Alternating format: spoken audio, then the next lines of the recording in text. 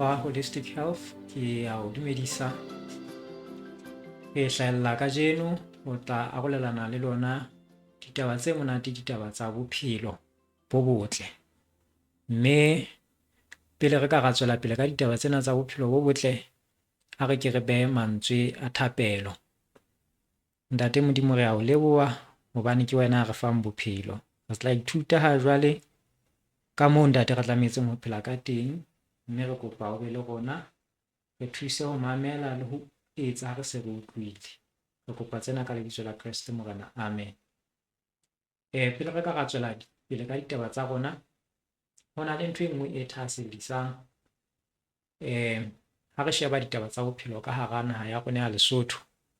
Ka selemo sa 2021 ho ile hwa tswa gazette ya mmuso e neng e bontsha budget hore na dikgakanyo tsa ditjhelete ho hakantswe bokae, mme budgeteng ena e bitswang recurrent budget, re sa kenyeletsa budget yane e kgolo e tla kenyeletsa le meaho le di-facility tse ding tsa mmuso.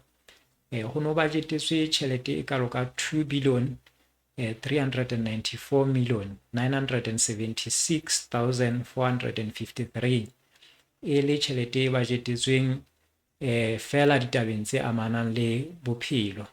Mme ke hlokometse hore karolo eno e ne e etsa ntho e ka etsang 18.8% ya budget kaofela, e leng hore ke karolo e kgolo haholo e neng e sietswe fela ditaba tsa bophelo. Mme hono ho supa hore ehlile ho bonahala bokudi bo ikakgetse ka sekgahla ka hare ho naha.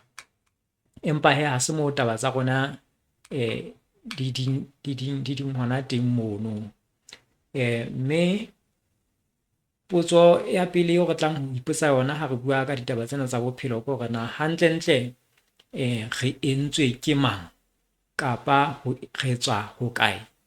Mme ke a tseba hore batho ba bangata ba na le maikutlo a mangata ka taba ena, mme ba ka bolela dithuto tse ding tse ngata, empa rona ha re tsitsitse lentsweng la Modimo, re sheba bukeng ya Genese kgaolo ya pele ka temana ya 26, re hlokomela hore ke Morena Modimo ya entseng motho ka ho tshwana le ka setshwantsho sa hae.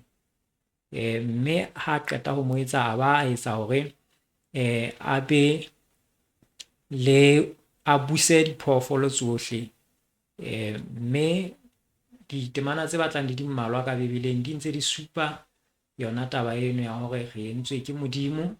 Ke a kgolwa re ka sheba hape le Pesalema ya 100 ka temana ya 3 e bontshang hore re mohlape wa dinku tsa hae, mme re entswe ke yena.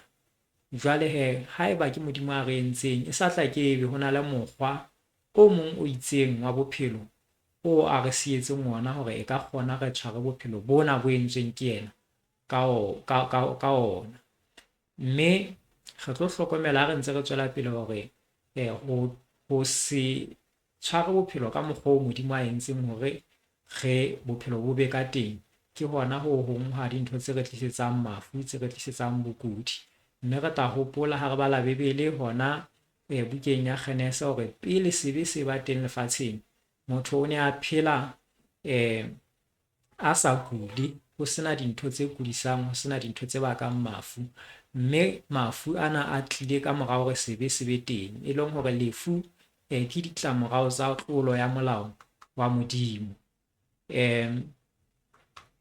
Mme ha re sheba dibebeleng tsa rona bukeng ya Luka kgaolo ya 4, re bona diteko tsa pele tsa Morena Jesu tseo diabolos ya mo tlisetsang tsona e le diteko tse amanang le dijo, e le ka morao mono ho tla e amanang le kgumamelo, jwalo. Mme hwa ipaka hore taba tsena tsa dijo ke ditaba tse tebileng haholo. Mme re tla hlokomela hore le nalaneng ya ditjhaba, haholoholo setjhaba sa Israel, Modimo o ne a ntse a fane ka mokgwa wa hore na ho ka jowa jwang, ho ka jowa eng, neng. mme re a hlokomela hore le batho ba bang ba neng ba tlo etsa mosebetsi o kgethehileng jwalo ka Morena Jesu, jwalo ka Johanne Mokolobetsi, jwalo ka Samsone, jwalo ka Balifi, jwalo ka Marena le Maiseraele ka bona. Ho ne ho na le tse ding tsa dijo tse leng hore ba ne ba di kgethetse hore ba je tse itseng, ba seke ba ja tse itseng, mme mabaka a na le teng ao a neng ba fuwe hore ba je dintho tseno, ba seke ba ja tse itseng. Mme le mane tshimolohong Morena Modimo o ile a fa Atama le Eva molao wa hore ba je ditholwana tsa difate tsohle tse teng ka hara serapa ka mono, empa ha e le tholwana ya sefate sa tsebo ya botle le bobe, ba seke ba seja hobane mohlang ba sejang ba tla shwa. Empa ka bomadimabe re bona ba tlohela tsena tsohle tse ba di fuweng, empa ba ya ho sane seo itsweng ba seke ba seja, mme ke ka mokgwa oo lefu le ile la ba teng. Mme taba ena ya dijo e ntse e hokahane ha mmoho le taba ya bophelo bo botle kapa lefu. Motho e mong wa ya re nako ena kaofela ha o ja o ele hloko hore o lwantsha lefu kapa wa le fepa, mme ho fela ho le jwalo fela. Mme ditaba tsena tsa bophelo di monate haholo, di thahasellisa haholo. Re tla ithuta ha re ntse re tswela pele ka ditaba tsa bona. Jwale dintho tse mmalwanyana tseo ke ithutileng ka tsona ha ke ntse ke sebetsana le batho ba kulang kapa le batho ba re ithuta ditaba tsena tsa bophelo bo botle, ke hore ha hona motho ya batlang ho kula.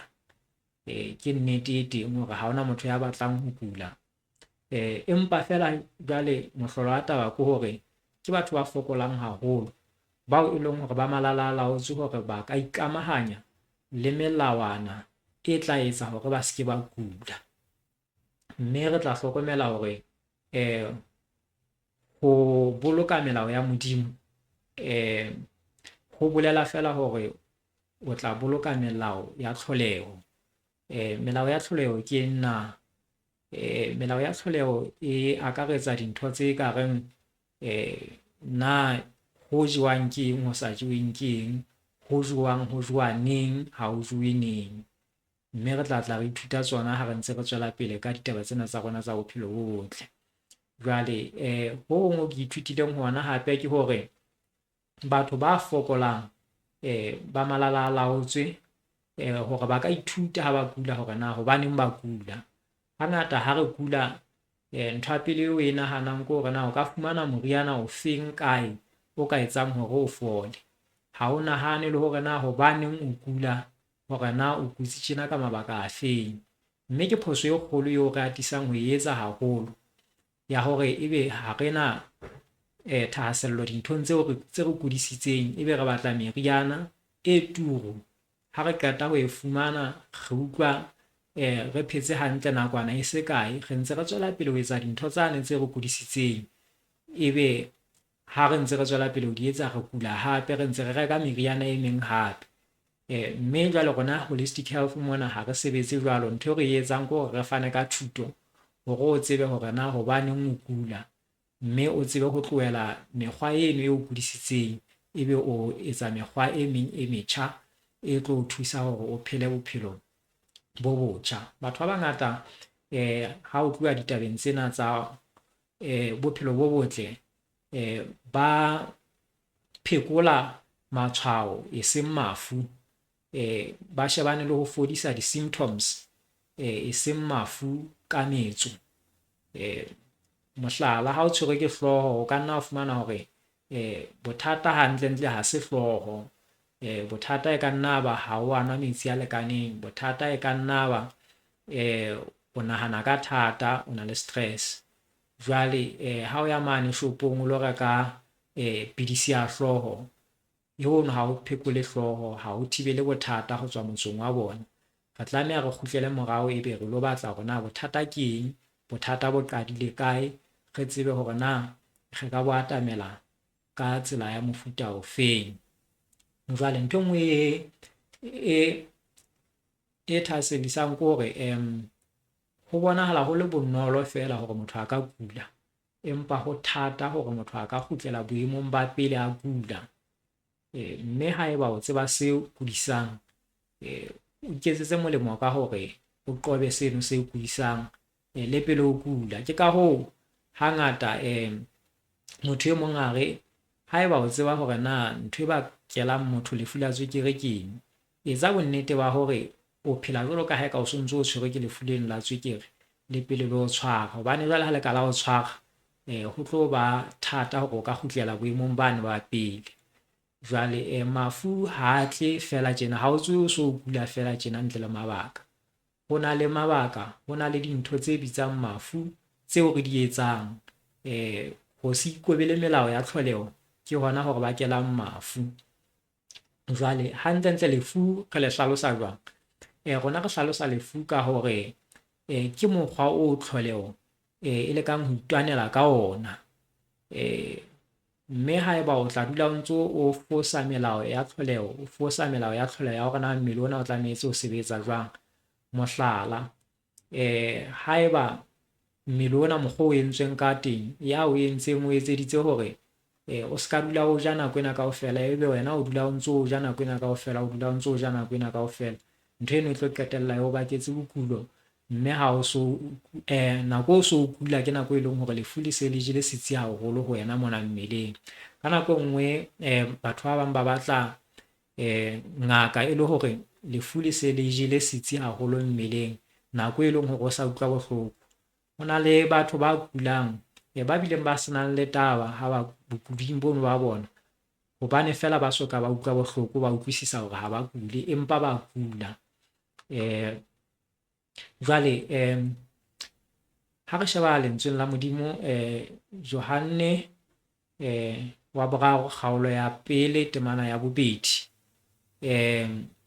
Johanne o fana ka mantswe ke ano mono a monate a re tshedisang hore kapa a re fang kgothatso ya hore tabatabelo ya hae ha se hore batho ba ka kula, ke hore re phele hantle mmeleng e ka sitana le moyeng. Mme dikarolo tsohle tsa botho re tlametse hore di phele hantle, ha se fela ho phela hantle nameng, empa re tlametse ho phela hantle le maikutlong, re tlametse ho phela hantle le moyeng. E ka sitana le dikamano tsa rona le batho ba bang, e tlametse e be dikamano tse bontshang hore tsena ke dikamano tsa motho ya phetseng hantle mmeleng le moyeng.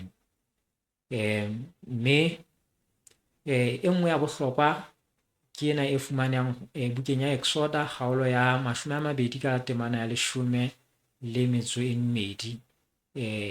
e reng hlompha ntatao le mmao, matsatsi a hao a tla tsebe ho eketseha lefatsheng leo Jehova Modimo wa hao a o nehang lona. E utlwahala eka ke puo fela kapa ke polelo fela, empa ke a o tiisetsa mmui hore ba bangata ba ile mabitleng pele ho nako ya bona ya ho shwa, ka lebaka fela la ho roba molao ona wa Modimo wa tlhompho, wa ho hlompha moriri o moputswa. Mme le ha o ka ba wa ja hantle, wa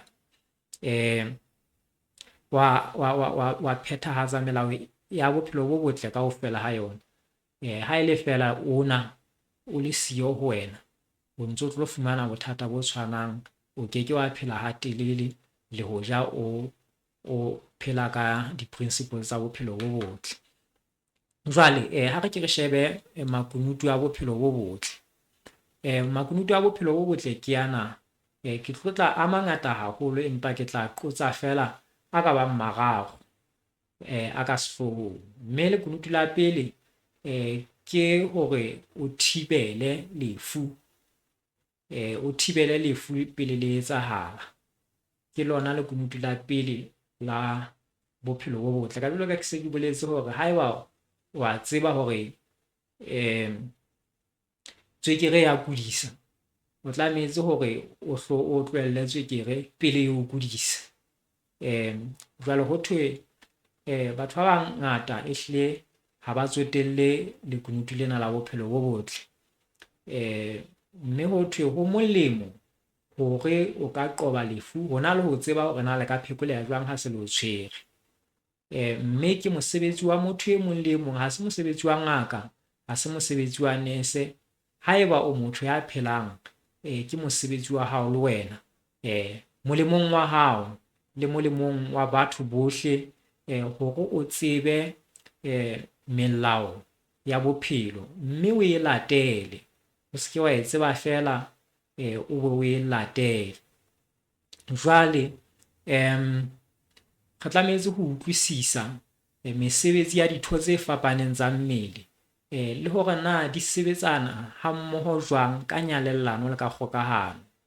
Mme re tlametse ho ithuta hore na di hokahana jwang le kelello tsa rona, mme ha re ithutile ditaba tsena, ke hona re tla hlola mafu a mangata. Jwale ho na le mantswe ao ke a ratang mona, a hlokolosi haholo.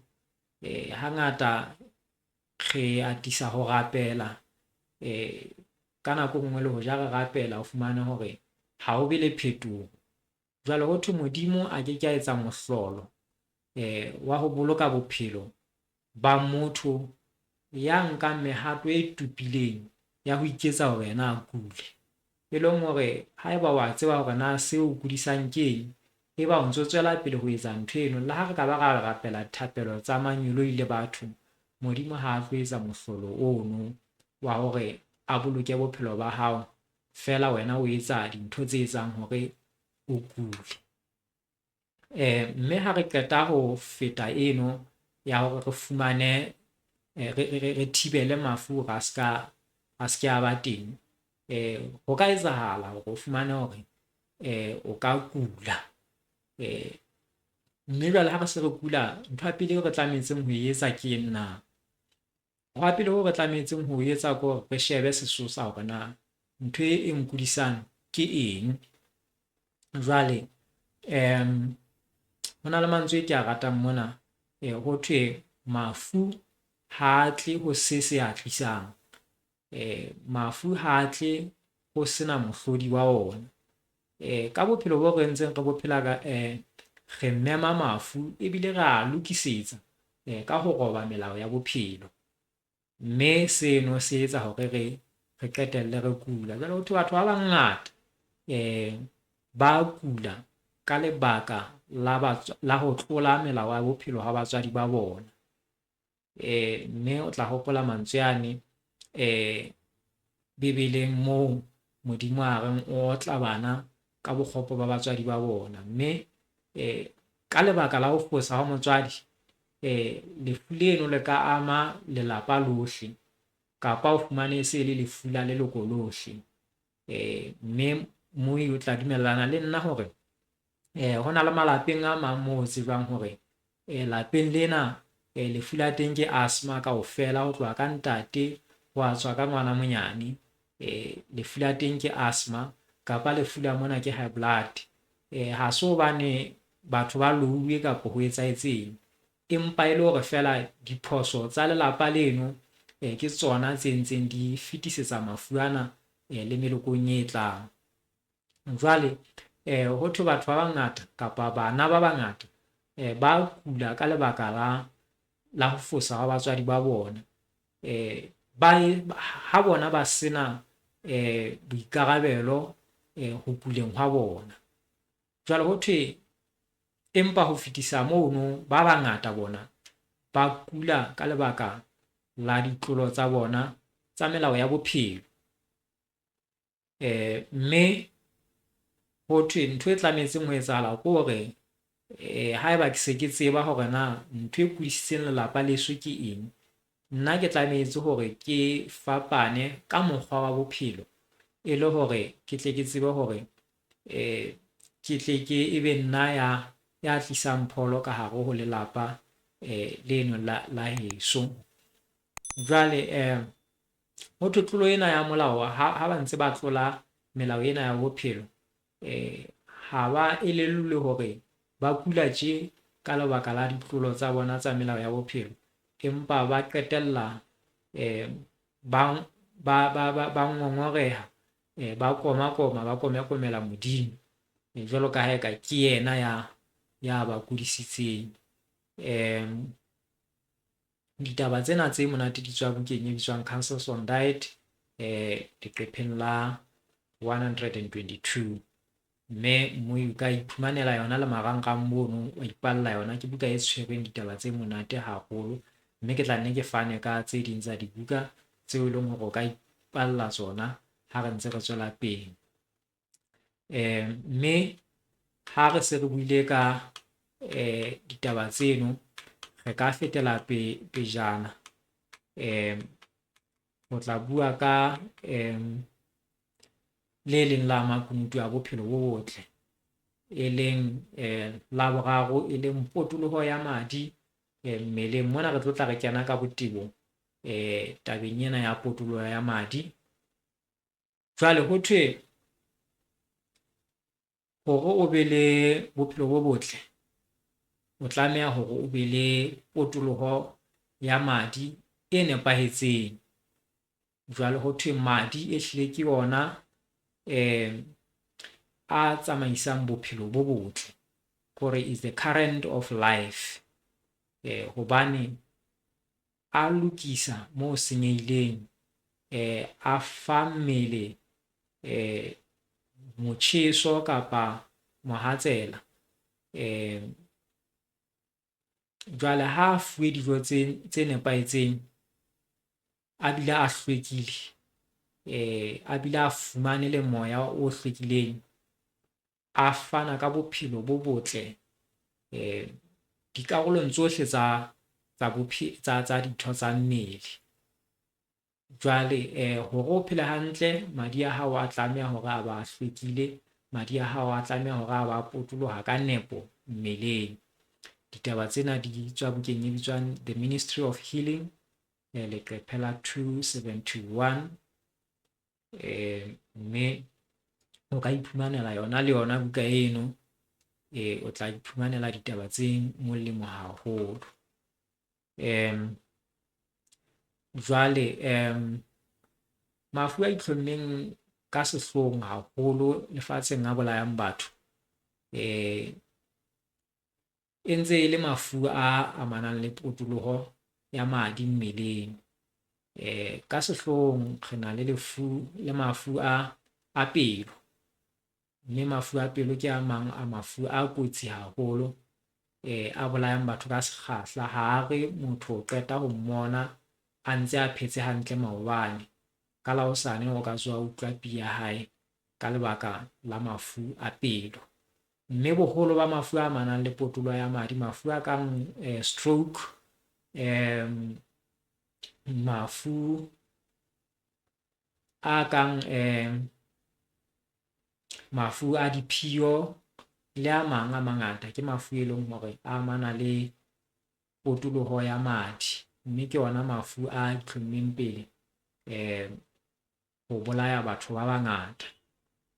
Jwale mafu ana a amanang le potoloho ya madi, kapa potoloho ya madi e seng ntle mmeleng, o ka utlwa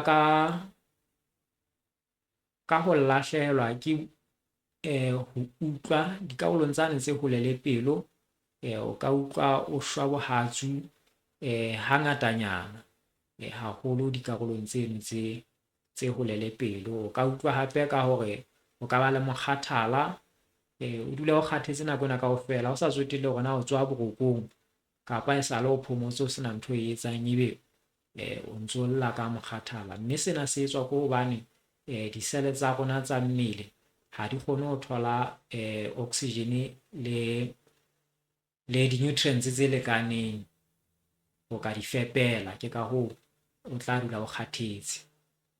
E nngwe hape e ka ba ho hatsela haholo dikarolong tsane tse hole le pelo, e ka ba matsohong kapa mane maotong tlase, haholoholo ha e ba maria tjena, batho ba bang kapa boholo ba batho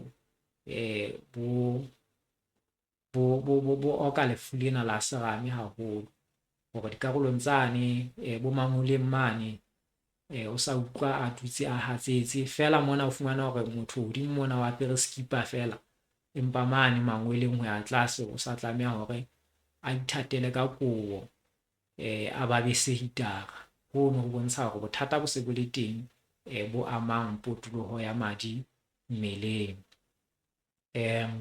O ka ba hape le di-cramp-e, mesifa ena e ka cramp-a haholoholo ha o etsa ntho e o hlokang hore o sebetse ka matla. Hono ho bolela hore potoloho ya madi ha e sa le ntle mmeleng. Letlalo lena le ka fetoha le lona, le ka ba le dituba-tuba kapa ya ba se le tjhentjha fela, le ba le sweu haholo fela. Hangata ke etse exercise e kgutshwane fela ya hore motho a shebe hore na madi a hae a ntse a potoloha jwang, ebe ka letsohong ka mona o ka beha fela monwana ona o motona letsohong mona, ya ba wa penya ore ha qeta wa tlohela wa bona hore na bokgubedu bo tla ba teng ka mora nako e kae. O penya fela ka monwana ona ha o motona, ha qeta wa tlohela. Batho ba bang o tla fumana hore ha o qeta ho tlosa monwana fela, wa bona madi ana ke ana a nka sebaka sena mona moo o pentse teng. Empa batho ba bang o tlo fumana hore a diya hore a fihle mono, a tsamaya butle haholo, mme se ntse e le letshwao le bontshang hore madi a hao phallo ya ona ha e hantle. Letshwao le leng e ka ba hore ha o tswile leqeba, jwale ebe leqeba le tla nka dikgwedi le soka le fola. Hono ho bolela hore madi a hao ha a fihlelle dikarolong tseno tseo a tlametseng hore a fihle teng a lo etsa dikgoho teng. Ho bontsha hore madi a hao ha a phalle hantle. E nngwe e ka ba ena ya hore dikarolo tse ding tsa mmele, e ka ba diphakeng, e ka ba ditlhafung, o fumane motho a sa tletse ntho e kang metsi, mme ditaba tseno di bontsha hore fela madi le ona ha a phalle hantle. Ha o le jwalo, e nngwe e ka etsang ke bothata ba diphio, hobane phallo ena ya madi e tlo tla e ama le diphio, hobane diphio ke tsona tse leng hore di hlwekisa madi. Mme ha bothata bona ba phallo ya madi bo ntse bo tswela pele, motho a ka qetella a sa bile a le tlokotsing ya hore a ka tshwarwa ke mafu a methapo. Methapo ena e ka kwaleha, methapo ena e ka taboha, motho a ka qetella a utlwe ke stroke, motho a ka qetella a bile le lefu la pelo, a ka qetella a bile le arthritis, a ka qetella a bile le phallo e phahameng ya madi. Jwale ha boko bo sa fumane oxygen e lekaneng, le teng e ka qetella e se bile e amme kelello. Ke mane mo re tla bua ka mafu ane a bolebadi, bo dementia. Le bana ba sekolo, ka re ha o qeta ho ithuta ntho tsatsing lena, hosane ya ba o so e lebetse, ha o sa hopola kapa o diya ho hopola dintho. Ho no ntso amana hape le taba ya phallo ya madi e sa nepahalang. Jwale kgothatso ya rona lentsweng la Modimo ke ena, ho hlaha ho bukeng ya Johanne chapter 10 verse 10, e reng leshodu ha letle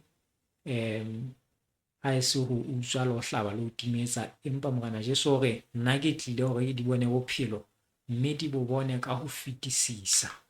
Jwale hantlentle madi ke eng na? Ditsebi tse ngata di ka hlalosa ka mantswe a mangata a monate a fapaneng, empa e ke utlwe e otla taba botsekeng ke tlhaloso ena e re fuwang ke lentswe la Modimo bukeng ya Lefitike chapter 17 verse 11.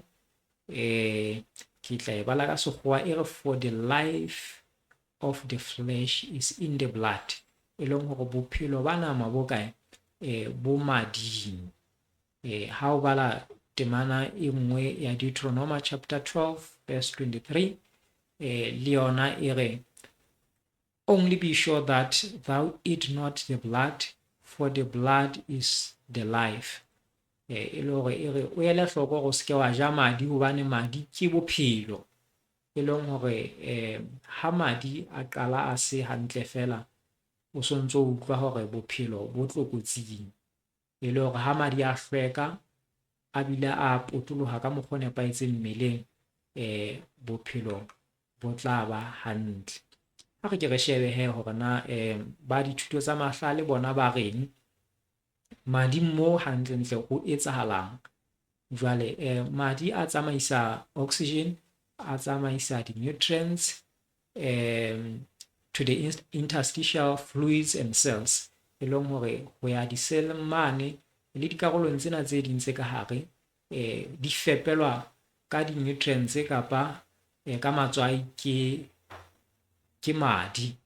Jwale madi hape a na le karolo ya sesole sa mmele. Sesole sa mmele boholo ba sona bo fumaneha mane mading, hobane o tla hopola hore karolo e nngwe ya madi e bitswa white blood cells. Re na le red blood cells le white blood cells, e leng hore white blood cells ke tsona tse e leng hore di bitswa the immune system, e leng sesole sa mmele. Jwale madi a thusa mmele to regulate the body temperature. Ke madi a etsang hore mmele o dule o ntso o futhumetse. Madi a boela hape a ke transportation system, a tsamaisa dintho tse ka reng bo di-hormone, e leng marwa a mmele a fapaneng, a fumaneha kapo a qhatsetswa mading, e le hore a ise dithong tse fapaneng tsa mmele moo a hlokahalang teng.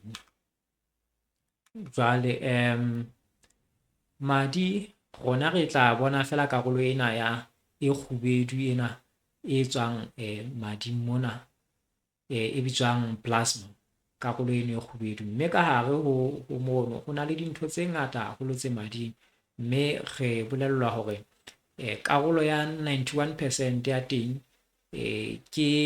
ke metsi. Jwale mading mono karolo eno ke metsi. Ka hare ona ho na le di-ion, ho na le di-nutrients, ho na le di-waste products, ho na le di-gases, ho na le di-plasma proteins, ke dintho tsane tse leng hore tse ding tsa tsona di re thusa madi hore a hwame, mme tsena tse thusang madi hore a hwame re tla hlokomela molemo wa tsona hore ke mane mo e leng hore ha o tswile leqeba leno le qetelle le entse kgoro, ho na le dintho tse bitswang di-plasma proteins tse leng hore di thusa hore ho etsahale jwalo, mme ke ntho e ntle hore leqeba le hwame le etse kgoro. Empa ha le ka la etsa clot, madi a etsa clot ka hara methapo ya madi, re tla utlwisisa hore e sentse e le bothata mono. Jwale ke se ke buile ka di-red blood cells, di-white blood cells, ke tla di feta tsena tse ding tse ngata. Jwale ke la ka hlalosa hore ho na hape le karolo ya sesole sa mmele e teng mading. Jwale ke tla bolela tse pedi fela hobane di ngata haholo, ebile di mabitso a thata. Ho na le dintho tse bitswang di-neutrophils, ho na le di-macrophages, ke dikarolo tse ding tsa sesole sa mmele, mme di sebetsa ka mekgwa e fapaneng, e ntse e le karolo ya sesole sa mmele. Jwale dintho tse ding tse bohlokwa kapa tse ka re thusang ho etsa hore madi a rona a phalle ka mokgwa nepahetseng, ke dintho tse ka reng ho sebetsa ka metsi, ke tla e bitsa hydrotherapy, e le ho thusa mmele hore madi a phalle ka mokgwa nepahetseng. balatedi ba Holistic Health dihlopheng tsa rona, e ka ba dihlopha tsa Facebook kapa tsa WhatsApp, ba tseba hore hangata mafu a mangata ra hlola ka ho sebedisa metsi a le jwalo fela, ka hore re ka ina maoto ka metsing a futhumetseng, yaba re a ntsha re a ina ka ho a batang, ebe ntse re tjhentjha jwalo jwalo nako e ka etsang 20 minutes kaofela, kapa re ka ina ka metsing a futhumetseng fela, ebe ntse re eketsa metsi ana a futhumetseng. Taba eno e thusa hore madi a phallele tlase mane maotong, hobane ke moo motjheso o leng hona teng, e leng hore a tloha pelong mona mo a pontjwang teng, a tla ya mane moo ho futhumetseng teng. Jwale ntho e nngwe e ka re thusang hape ke boikwetliso, hore fela o ja hantle, ha o je dijo tse itseng, o ja tse itseng, ha o bolele hore o so fumane bophelo bo botle, mme taba tsena di tsamaellana ha mmoho. O tlametse hore o nno o ikwetlise hape. Jwale dintho tse ka bang kotsi ke dintho tse ka reng bo jwala, ke tlatla ke bolela tse ding ha re ntse re tswela pele ka ditaba tsena. Dintho tse ding tse kotsi ke ntho tse ka reng bo tswekere, tswekere ke tla e hlalosa e le sugar, e nngwe le glucose. Ke tlo di hlalosa ditaba tsena. Sugar ha hona motho a sa e tsebeng, ke ena e re nokang tee ka yona. Glucose ke ena e etswang dintho tse ka reng bo dijothollong, bo pooneng, jwalo jwalo. Jwale ho na le dintho tse kapa dijo tse nang le glucose e ngata haholo, tseo e leng hore tsona le tsona di re bakela lefu la tswekere, mme le tsona re tlameha re di hlokomele. Ke tla ke bua ka tsona ha re ntse re tswela pele. Le letswai ha le se le ngata haholo, le mafura le protein ha e se le ngata haholo, le yona e re bakela bokulo. Jwale ke tlo bontsha mona hore na tswekere e ama jwang madi a rona, kapa bokgoni ba sesole sa rona sa mmele ho lwana le mafu. Ke ka hoo ha ke sebetsana le batho ba kulang, ntho ya pele eo ke e kgothaletsang ke hore ha o na le bokulo bo bong bo itseng bo batlang hore re sebetsane le bona, ntho ya pele o tla tlameha ho e tlohela ho e ja ke tswekere ka mefuta yohle ya yona. Mme ha o tlohetse ho ja tswekere, ke hona re ka ra qalang jwale ra sebetsana le mafu, hobane ha o ja, mohlomong motho a sa jeng tswekere o hang table sugar, sesole sa hae sa mmele e re ke tle ke beha ka mantswe a reng neutrophil ya hae e le nngwe e kgona ho bolaya di-bacteria tse 14. Motho ya jang dikgaba tse 6 tsa tswekere ka letsatsi, neutrophil ya hae e le nngwe e kgona ho bolaya di-bacteria tse 10. Motho ya jang dikgaba tse 12, neutrophil ya hae e kgona ho bolaya di-bacteria tse 5.5. Motho ya jang kgaba tse 18 tsa tswekere ka letsatsi, neutrophil ya hae e kgona ho bolaya 2 bacterias. Motho ya jang dikgaba tse 24 tsa tswekere, neutrophil ya hae e kgona ho bolaya bacteria e le nngwe. E le hore wa hlokomela ha re ntse re eketsa dikgaba tsa tswekere, bokgoni ba sesole sa mmele ho bolaya mafu bo ntse bo fokotseha, e leng hore tswekere e kotsi, e ama sesole sa mmele ka mokgwa o kgethehileng. Jwale ha re ke re shebe hee hore na ditlamorao tsa tswekere mading na ke difeng. Ha tswekere e le ngata haholo mading, mmele le ona o ntsha insulin e ngata, e le hore o tlo kgona ho regulate kapa ho laola tswekere ena e mading. Mme o tla hlokomela hore hangata batho ba jang tswekere e ngata ba gain-a haholo, ba ba mmele o moholo, ba nona ka mantswe a mang haholo. Jwale tswekere e ka qetelletse e entse hore o be insulin resistance. Mme ha o le insulin resistance ke mo e leng hore di-cell tsa hao ha di sa responda ho insulin ena e ntshwang ke mmele. Jwale mme taba eno e ka qetella o baketse type 2 sugar diabetes. Jwale tswekere ha e le ngata e ka baka inflammation kapa e ka ruruisa methapo, yaba methapo ena ya hao ya madi ya rurua, mme ho hlakile hore ha methapo e rurua ka hare ka moo e tlo tla e qetella e etsa hore passage ena e tsamaisang madi e kwalehe, mme taba eno e ka baka phallo e phahameng ya madi. Tswekere e ka ama hape le meno, o tlo fumana hore bana ba jang tswekere haholo meno ana a bola.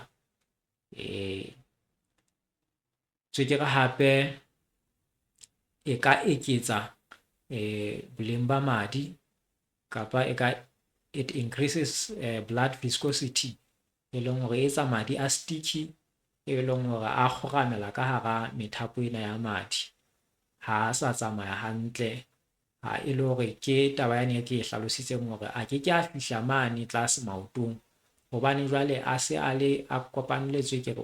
Ha ke tsebe le haeba o kila bona hore tswekere le ha e ka mohlomong haeba o nokile tee fela ya ba e fihla e qhalanela tafoleng mono, ha o beha monwana mono o tlo utlwa hore monwana ono wa kgoramela mono mo tswekere tee eno e qhalanetseng teng.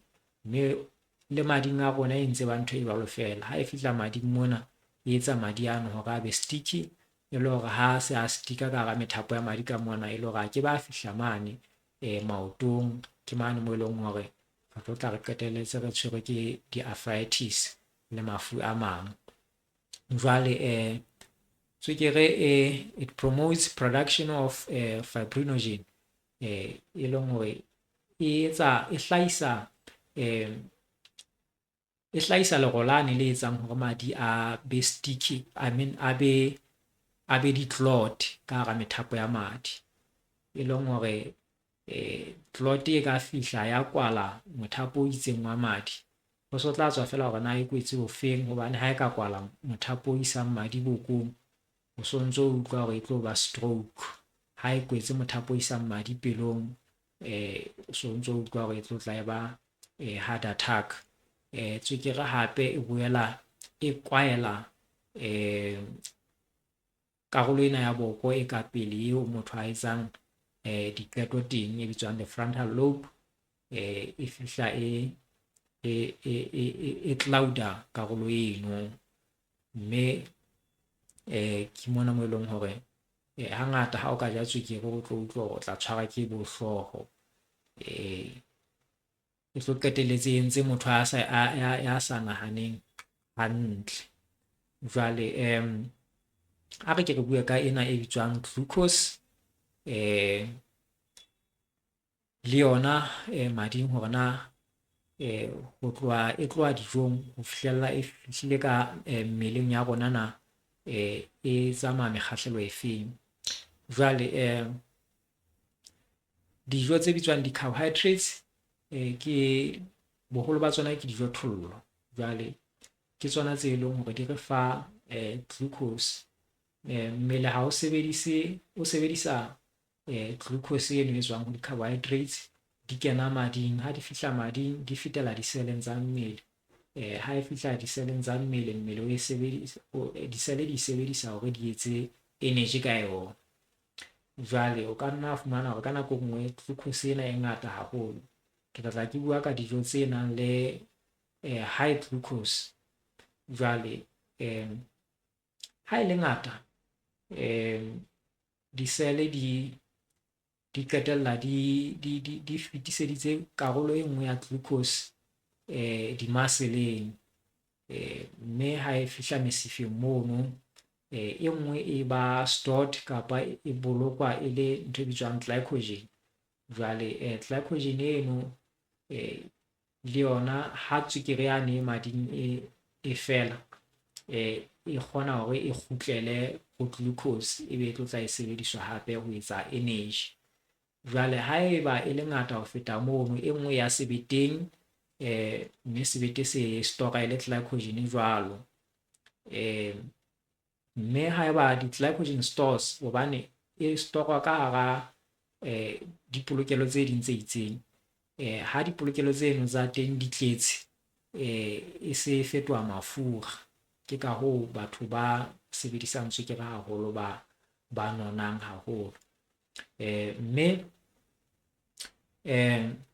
glucose ena ya rona ha e se le mane, ha e se e le glycogen, e tlo tla e sebediswa hape, e kgutlisetswa ho glucose, ebe e ka sebediswa ho etsa energy. Ke ka hoo hangata ke kgothaletsang hore re ka itimang dijo ka matsatsi a mang, e le hore glycogen yane e tle kgona hore e sebediswe ho etsa glucose, e le hore mmele o tlo kgona hore o itlhwekise, hobane ha o se busy haholo ka digestion, o lata yona glucose yane e di-muscle-eng yane e sebeteng, o hlwekisa mmele. Mme ke e meng ya mehato eo leng hore ra e nka ho ka fodisa motho ha a se a kula. Jwale mane manyemeng kapa pancreas, ho na le di-hormone tse pedi tse leng hore di hlahiswa mono. Ke insulin, ke se ke buile ka yona, e nngwe ke glucagon. Jwale insulin ena ha e se ke yane ke itseng, ha o qeta ho ja, ha tswekere e fihla mane mading, e leng glucose, mmele o ntsha insulin e le ho laola tswekere eno hore e ska ba ngata haholo kapa e ska ba nyane haholo. Jwale ebile insulin e thusa hore glucose eno le dintho tse kareng di-amino acid, di-fatty acids, potassium, kaofela matswai ana a hlokwang ke di-cell, e thusa hore e nke dintho tseno kaofela di kene ka hare ho di-cell tsa rona. Jwale stress ke ntho e nngwe e leng hore e thehola kapa hona ho thefula tlhahiso ya insulin. Jwale re fetele ka ho yane ke buileng ka yona, ka re ke glucagon. Glucagon le yona e hlaha ka hona ka mono ka manyemeng kapa ka pancreasing. Jwale yona mosebetsi wa yona ke hore e fetolele glycogen, e fetole glucose. Ke ditaba tsane tseo re buileng ka tsona. Jwale ha re di fetehe re ye ditabeng tse ding. Jwale tswekere mading e ka ba ngata kapa e ka ba nyane. Jwale ha e le nyane haholo, e ka etsa hore mmele o hloke insulin e ngata haholo. Mme ha mmele o hloka insulin e ngata haholo, ke mane moo e leng hore o tlo fumana batho ba bang ha ba fihla mane ngakeng, ba sa bile ho thwe ba fuwe diente, ba ikente, ba dule ba ikenta, e leng batho ba nang le lefu la tswekere. Ke haeba ka nako nngwe jwale mmele ona o so sa kgone ho ntsha insulin e lekaneng, ka taba yane re la ra re di-cell tsa hao di qetella di insulin insensitive. Jwale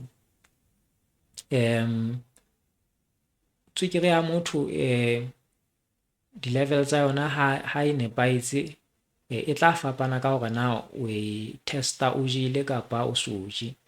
Mme tebello ke hore haeba ha o so je, e tlametse ho tloha ho 3 ho ya ho 7.8, mme haeba o so jele e ka tloha hona ho 7.8 ho isa ho 11.1. Mme ha e se e le ka hodimo ho mono, e bolela hore tswekere ya hao e se e le ngata haholo mading. Ha e le ka tlase ho mono, e bolela hore tswekere ya hao e se e fokola haholo mading, mme o tla ikutlwa jwang na ho na le matshwao ke ana a mang o ka bonang ka ona ha e ka ba tswekere ya hao e se e dropile haholo. O ka ba le ho hloka botsitso, o ka ba le letope kapa o thothomela, o ka ba motho ya bohale, o ka ba motho ya dulang a lapile, a ikutlwang a lapile nako ena kaofela o sa tsotile hore na o qeta ho ja hora e fetileng, o ka qetella o ikutlwa o sontso o lapile hape. O ka ba le mofufutso o batang, le pelo ena mokgwa e otlang ka teng, ka o tla ka mekgwanyana e sa tlwaelehang tjena ya tsamaya e skipa dibiti bonenneng. O ka ba motho ya ferekaneng, o ka lahlehelwa ke boikutlo, o ka ba motho ya lebalang, o ka qetella o utlwa bohloko mona mesifeng, kapa wa utlwa o ba le motsekelo tjena. Ke matshwao a ka bang teng ha tswekere e le tlase haholo. Jwale tswekere e mefuta e mmedi, lefu la tswekere le mefuta e mmedi, e leng type 2 sugar diabetes, ke ena e hothweng insulin dependent, mme re na le lane la lena ke type 1, re na le lane la type 2. Jwale lena la type 1 sugar diabetes le ka tshwara motho e mong le e mong ho sa tsotelle dilemo tsa hae, mme hangata le na le ho ipata tjena ha le hlahlojwa. Jwale le ka bakwa ke hore di-cell tsa hao tsane tse ka mane ka manyeneng ha di kgone, kapa di se di senyehile, kapa ha di sa sebetsa hantle. Jwale ke mane moo ke itseng o tla hloka hore o fumane tlatsetso ya insulin, ke mane moo e leng hore batho ba tla qetella ba se ba ikenta jwalo jwalo, e le ho fana ka ho thusa mmele ho hlahisa insulin e nepahetseng. Mme sesole sa hao sa mmele se ka qetelletse se lwantshana boemong bono. Jwale type 2 yona hangata e tshwara batho ba dilemong tse 40 ho ya hodimo, mme boholo ba batho ba tshwarang ke type 2 sugar diabetes ke batho ba batenya. Jwale lona haholo le bakwa ke hore insulin ya hao e ngata haholo, le bakwa ke excess insulin kapa hyperinsulinism, kapa o fumane hore dikarolo ya hao ya insulin receptors ha di sa sebetsa hantle, ha di sa kgona hore di amohele insulin hantle. Jwale o ka fumana hore ka nako enngwe e ka ba lefutso, o fumana hore lefu lena le hlaha ka mona ka lapeng, ka jwalo ka ke se ke hlalositse, mme le ka qetelletse le tswetse lefu la phallo e phahameng ya madi, kapa o fumana hore mafura a sa le mangata haholo mading. Jwale hore re qetelletse re hlotse lefu leno, mohato wa pele ke hore o theole mmele haeba o le motho ya motenya, le ka ho ja dijo tse seng mafura haholo, kwetlisa mmele, stress haeba se le teng, etsa bonnete ba hore kgatello ya maikutlo ya theoha.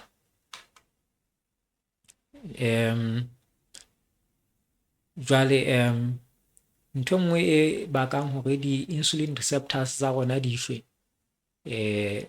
ke dijo tse mafura haholo, ke stress se sengata, le lero lena le bitswang estrogen ha se le ngata haholo, le progesterone le ka qetelletse le bakile hore di-insulin receptors di shwe. Ka nako nngwe ka ba taba tsa bo ditshwaetso, o ka fumana tshwaetso ya mofuta o mong o itseng o ka etsang hore di-insulin receptors tsa rona di shwe. Jwale ntho re tlametseng ho etsa boemong bono ke hore re etsetse hore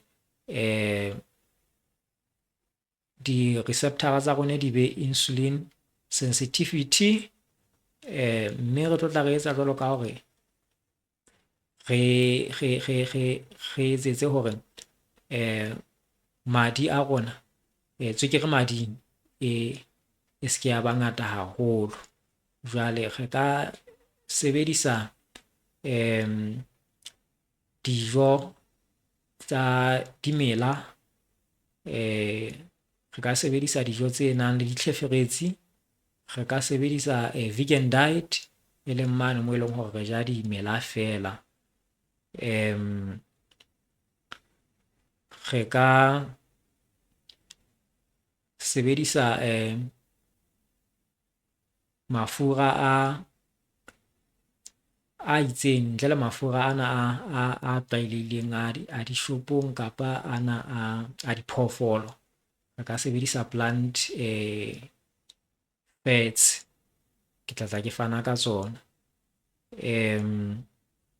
Jwale re ka fumana vitamin D e nepahetseng ho tswa letsatsing, re ore letsatsi hobane vitamin D, letsatsi le tla re thusa hore vitamin D e fihle e sebetse mane sebeteng ho etsa di-hormone le ho etsa mesebetsi e meng.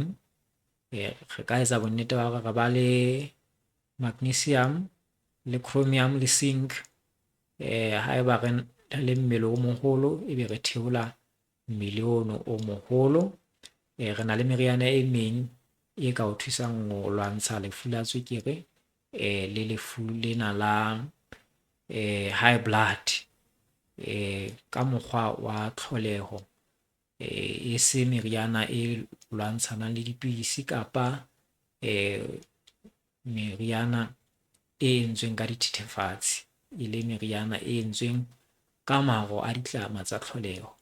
Mme o ka e fumana yaba wa fola, ha se fela ho kokobetsa, empa o ka fola ha o latela mekgwa e nepahetseng ya bophelo.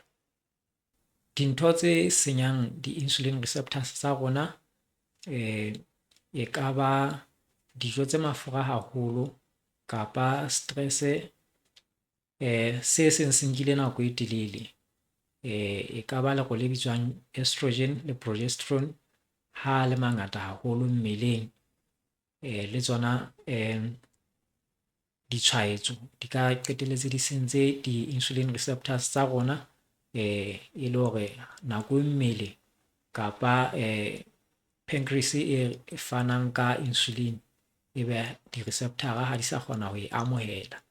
Jwale ntho re tlametseng ho etsa ke hore re improve insulin sensitivity, re normalize blood sugar level, e leng hore tswekere mane mading, glucose e se ke ya ba ngata haholo. Mme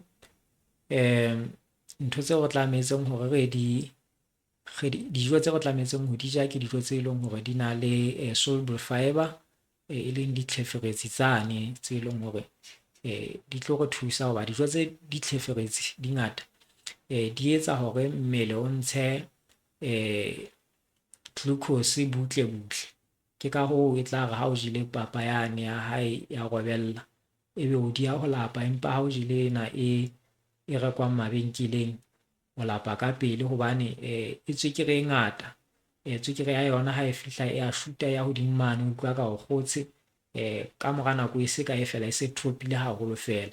Mme ha e ntse e phahama e dropa, ke yona ntho eno e tlo qetella e se e lemaditse di-insulin receptors, e leng hore ntho e re tlametseng ho e tlosa ke papa ena e tshweu, re tlametse hore e tlose le dijo tse senang ditlheferetsi kaofela, re tlametse hore re di tlose hobane di tlo tla di re bakela lefu la tswekere. Jwale re ka beha mafura mading taolong ka mokgwa ona. Re ka sebedisa dijo tse senang nama, re ka sebedisa dijo tse senang saturated and hydrogenated fats. Saturated fat ke mafura ana a hwamang haholoholo ke mafura a diphoofolo. Hydrogenated fats ke yane a mabenkeleng a tshelwang ka dibotlolong tsa di-plastic, a fosahetse, a tlo tla a re bakela bothata qetellong. Hape re qobe di-carbohydrates tsena tse kapa dijothollo tsena tse refined tsena, mme re ka thusa ka hore re ikwetlise, mme ka morao ho mono re ka sebedisa di-herb tse ka reng bo fenugreek, garlic, flax seeds,